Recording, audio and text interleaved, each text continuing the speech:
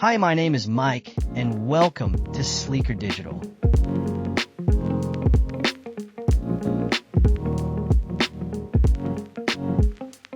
In this video, we will go through organizing events in the Event Calendar Pro using categories and tags.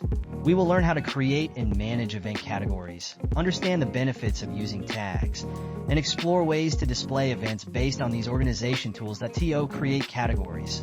Go to your WordPress dashboard and find events. Click on Event Categories, and you will see this window. Start by naming your category. Then, look for the Categories section and write the name of the category. Assign a parent event category if you've already created one. You can write a description for your category.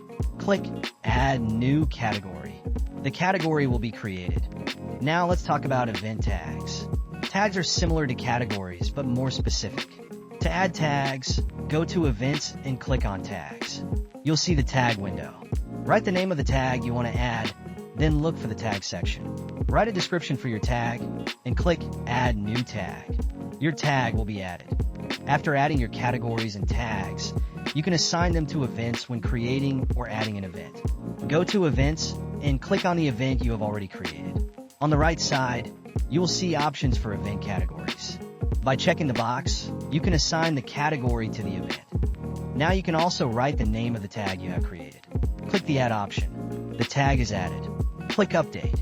Your tags and categories will be assigned to the event. Now you can see that the event has the category and tags assigned to it. That's all. Now we know how to use categories and tags to organize our events in Event Calendar Pro. With these features, it will be easier for visitors to find events.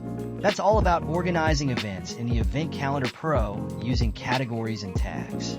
Subscribe for more useful videos.